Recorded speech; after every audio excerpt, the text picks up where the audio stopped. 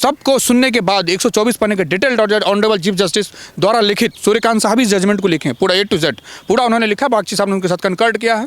और इस बात को लेकर के भारतीय राजनीति में जो SIR और इलेक्शन कमीशन को जो विवेचनाएं चल रही थी, वाद विवाद चल रहा, तो उसको डिस्कशन खत्म कर दिया। और मेरे को सुनने में भी आ रहा है कि ये विपक्ष पार्टी वाले आपातकाल बैठक करें, उनको पता कि ये सगुफा जो चल रहा था अभी तक वो खत्म हो गया, इस पर अब कुछ नहीं हो सकता।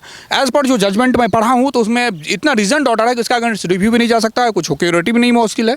तो ये डिबेट हमेशा के लिए खत्म हो गया। और अब जो फैशन चल चुका था कि संस्थानों पर हमला करने का, कि इलेक्शन कमीशन पर हमला कर दो, वहाँ पे प्रतिवेदन दो, ममता बनर्जी पब्लिक स्टैंड करते हुए कोर्ट में अपियर हुई, राहुल गांधी कह रहे हैं संविधान खतरे में है, चौकीदार चोर है, तमाम चीज़ें है, संविधान गला घोटा जा रहा है, सब खत्म। Honourable chief justice, honourable supreme court ने इस बात को मुहर लगा दी है कि अब जो SIR की पावर है वो इलेक्शन कमीशन के पास ही। इलेक्शन कमीशन ये तय करेगा कि किसकी नागरिकता किस देश में है, और उस नागरिकता को जांच करने के बाद वोटिंग राइट उसकी है। किया था ऑनरेबल कोर्ट का मानना है कि फेयर इलेक्शन के लिए और फ्री इलेक्शन के लिए किसी भी देश में SIR का होना बहुत जरूरी है। और ऑनरेबल कोर्ट ने आर्टिकल 324 को पीपल रिप्रेजेंटेशन एक्ट 1950 के साथ पढ़ा है इसमें, और उनका मानना है कि फ्री एंड फेयर इलेक्शन के लिए SIR का होना बहुत जरूरी था। इसलिए कॉन्स्टिट्यूशनली जो इलेक्शन कमीशन ने किया वो वैलिड है। इसका साफ साफ मतलब है कि ममता बनर्जी और विपक्ष के नेता जो बिहार में हैं, जो बार बार रोना रो रहे थे कि SIR गलत किया जा रहा है, उस पर आज सुप्रीम कोर्ट ने उनको उल्टा चाटा मारा है। और इसे इलेक्शन कमीशन का एक प्रोसेस बताया है, प्रोसीजर बताया है, जो कि इलेक्शन के समय ये कभी भी किसी भी समय कर सकते हैं। और सबसे बड़ी बात मैं बता दूं कि SIR क्यों होता है। SIR इसलिए होता है क्योंकि बहुत से लोग दूसरे प्रदेश में चले जाते हैं, बहुत से लोग डेथ कर जाते हैं, बहुत से लोग 18 साल के ऊपर हो जाते हैं। तो इसलिए उस लिस्ट को मेंटेन करना इलेक्शन कमीशन की जिम्मेदारी है फ्री एंड फेयर इलेक्शन के लिए। और इसे आर्टिकल 21 भी वैलिडिटी प्रदान करता है of the constitution of India. तो सभी लोगों को यह मानना चाहिए कि SIR का जो हुआ था प्रोसीजर, उसमें कोई भी गड़बड़ी नहीं थी। नेता लोग सिर्फ इसमें इस तरह के माहौल बना रहे थे कि जिससे लोगों का आत्मविश्वास अपने संवैधानिक संगठन के ऊपर कम हो और लोग जेनजी जैसे प्रोटेस्ट करें। क्योंकि बार बार जब SIR की बात चल रही थी, लोग कह रहे थे कि जेनजी प्रोटेस्ट होगा, जेनजी प्रोटेस्ट होगा।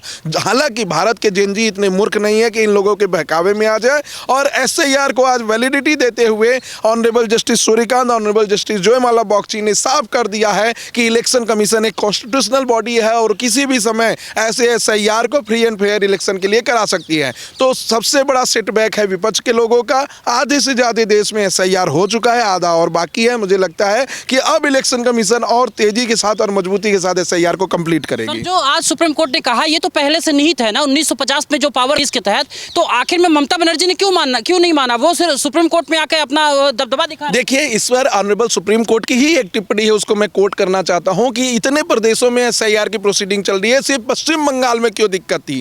क्योंकि पश्चिम बंगाल में अवैध घुसपैठियों को बसाया गया था। क्योंकि अभी भी देखा जा सकता है 27 मई 2026 को कि किस तरीके से लोग लाइन लगा के बांग्लादेश की तरफ भाग रहे हैं। क्योंकि बॉर्डर सिक्योरिटी फोर्स को तुरंत आते ही शुभेंदु अधिकारी ने वो जमीन अलॉट कर दी, जिसकी वजह से ऐसे अवैध घुसपैठिए भारत के अंदर आ जाते थे।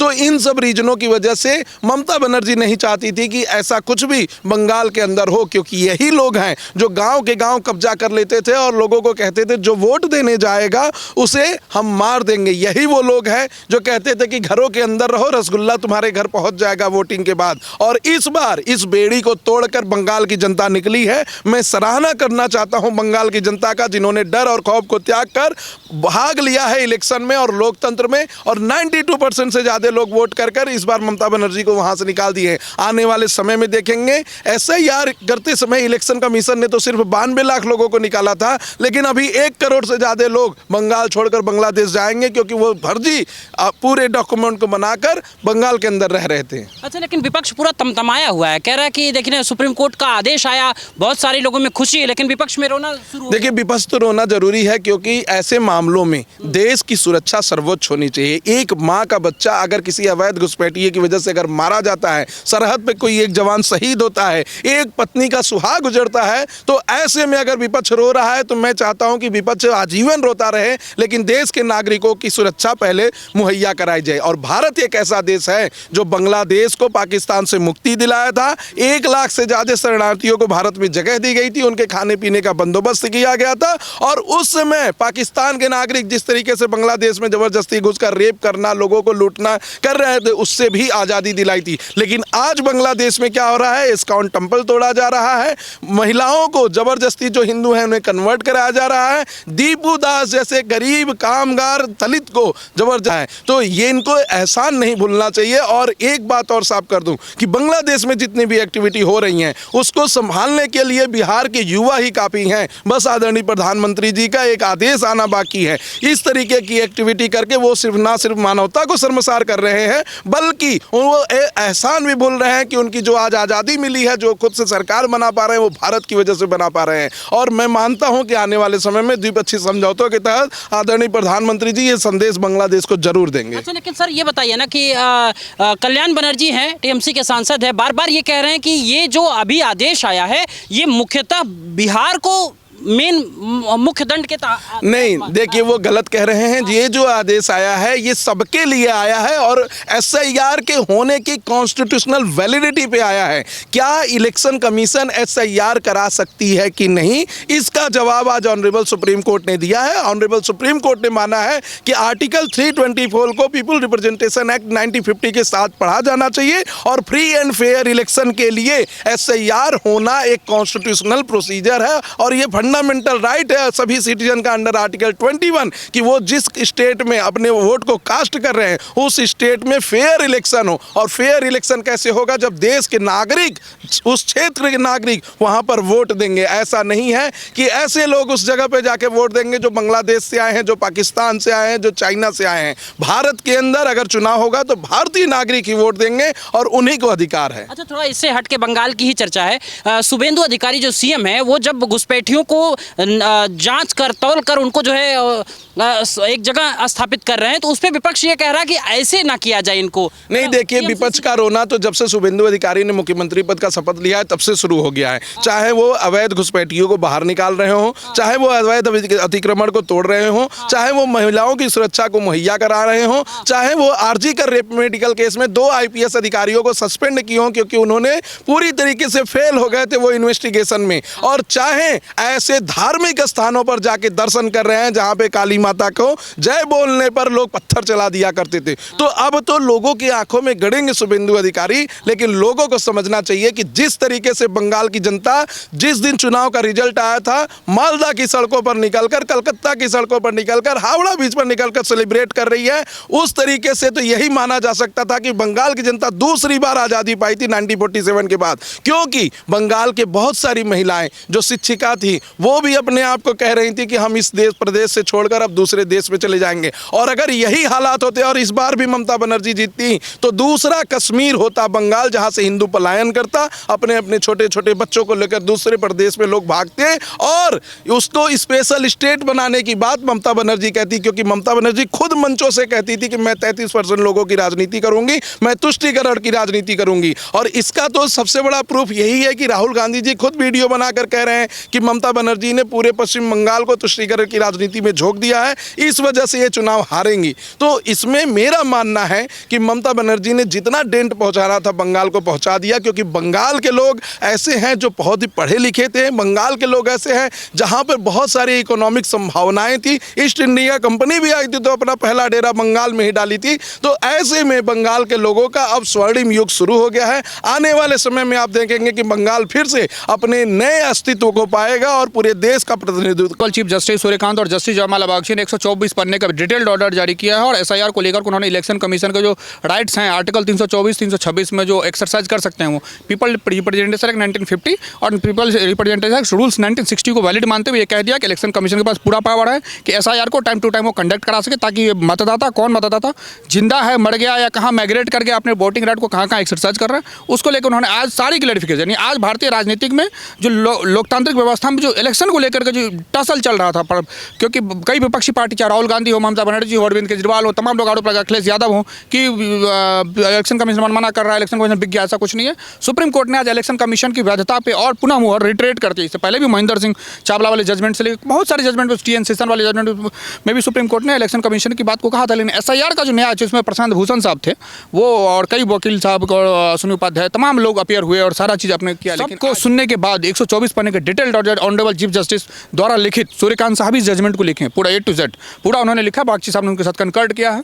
और इस बात को लेकर के भारतीय राजनीति में जो SIR और इलेक्शन कमीशन को जो विवेचनाएं चल रही थी, वाद विवाद चल रहा, तो उसको डिस्कशन खत्म कर दिया। और मेरे को सुनने में भी आ रहा है कि ये विपक्ष पार्टी वाले आपातकाल बैठक करें, उनको पता है कि ये सगुफा जो चल रहा था अभी तक वो खत्म हो गया, इस पर अब कुछ नहीं हो सकता। एज पर जो जजमेंट मैं पढ़ा हूँ तो उसमें इतना रीजन ऑर्डर है कि इसका अगर रिव्यू भी नहीं जा सकता है, कुछ सिक्योरिटी भी नहीं मुश्किल है। तो ये डिबेट हमेशा के लिए खत्म हो गया। और अब जो फैशन चल चुका था कि संस्थानों पर हमला करने का, कि इलेक्शन कमीशन पर हमला कर दो, वहाँ पे प्रतिवेदन दो, ममता बनर्जी पब्लिक स्टैंड करते हुए कोर्ट में अपियर हुई, राहुल गांधी कह रहे हैं संविधान खतरे में है, चौकीदार चोर है, तमाम चीज़ें है, संविधान गला घोटा जा रहा है, सब खत्म। तो honourable chief justice, honourable supreme court ने इस बात को मुहर लगा दी है कि अब जो SIR की पावर है वो इलेक्शन कमीशन के पास ही। इलेक्शन कमीशन ये तय करेगा कि किसकी नागरिकता किस देश में है, और उस नागरिकता को जांच करने के बाद वोटिंग राइट उसकी है या नहीं है। क्योंकि बहुत सारे देश में, जैसा विशाल जी भी कवर कर रहे थे इस बात को, कि बहुत सारे स्पेशली बंगाल के अंदर बांग्लादेशों को घुसा करके, रोहिंग्या घुसा करके अवैध 2-4 हज़ार में आधार कार्ड पैन कार्ड बन जाता है, चुनाव वाला इलेक्शन कार्ड बन जाता है, फेक बन जाता है। उसके लिए वोटिंग बड़े पैमाने पर किया था। इस पर बहुत सारे 90 लाख वोटर कटे हैं। और जिस तरीके से देखिए, जैसे शुभेंदु अधिकारी ने कहा भाग लो जल्दी चलो, भागो जल्दी भागो, कि जो वीडियो वायरल हो रहे हैं, जितने सीधी सी बात है सर, हम 1 करोड़ 50 करोड़ के आसपास की जनसंख्या, हमारे पास अपने संसाधन कम पड़ रहे हैं, हम विदेशी क्यों दे और दूसरी बात, अगर वो अपराध करके भाग जाए, कुछ भी हो रहा है, बहुत सारे दिल्ली के अंदर के बहुत सारे बांग्लादेशी हैं, आप फर्क ही नहीं कर पाएंगे। तो ये बहुत ज़रूरी है कि देश की एकता और अखंडता मेंटेन रहे। और शुभेंदु अधिकारी का बहुत अच्छा काम बंगाल के अंदर शुरू हो गया। और जो विपक्ष वाले थे, कुलबलाहट शुरू हो चुकी है, आज की आपात बैठक कर रहे हैं, उनको नया कुछ सोचना पड़ेगा, नया नैरेटिव सेट करना पड़ेगा। क्योंकि 27 में यूपी जैसे बड़े चुनाव होने हैं, और वहाँ को लेकर के विपक्ष, हमें तो पता है विपक्ष हारेगी या विपक्ष में उतना दम नहीं, लेकिन विपक्ष अपना तो कोशिश कर ही सकता है। तो वो अपना आर्गूमेंट आपातकाल बैठक करके अपना कुछ अपना तैयार करेंगे। जो भी होगा आने वाले टाइम में बता दें। फिलहाल के लिए SIR पे जो जितनी बहस चलनी थी, जो डिबेट्स हो रहे थे, वो हमेशा के लिए आज क्लोज हो गए। हर समय लगातार सीधे मुंह कह दिया जाता था विपक्ष की तरफ से कि ये तो मतलब बिके हुए हैं, या फिर वो सरकार के नियंत्रण में। भाई साहब, स्वायत्त संस्था, बिल्कुल, अगर हम इस बात को ही मान लें, हम कह रहे हैं वर्ष के सिनेरियो इनके ही आर्गूमेंट को मान लें, तो मैं ये भी कह सकता हूँ ना कि इससे पहले तो सरकार आपकी थी, तो यही चुनाव आयोग आपके अधीन काम करता होगा। और जहाँ हम बीजेपी नहीं है, फिर वहाँ कैसे आप जीत जा रहे हैं? केरल में जीते ना भाई, केरला में जीते, पंजाब में भी आप जीते, तो यही तो समस्या पिक एंड चूज। जहाँ जीत जाएंगे, हाँ संविधान की जीत है, जहाँ हार जाएंगे जनता नकार देंगे, नहीं जी आप हारा ही नहीं गई हैं। ममता बनर्जी को देखिए, समझे हम इस्तीफा नहीं दूंगी तो इनको बर्खास्त करना पड़ गया।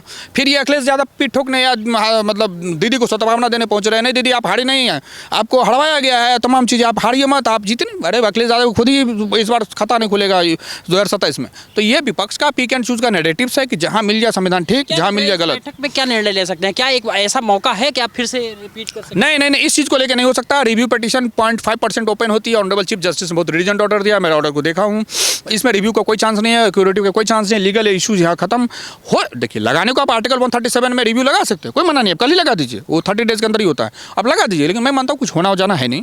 SIR को लेकर जितने मुद्दे चल रहे थे वो हमेशा के लिए खत्म हो गए। अब इशू बस इतना सा है कि विपक्ष अब कुछ नया नैरेटिव खोजे।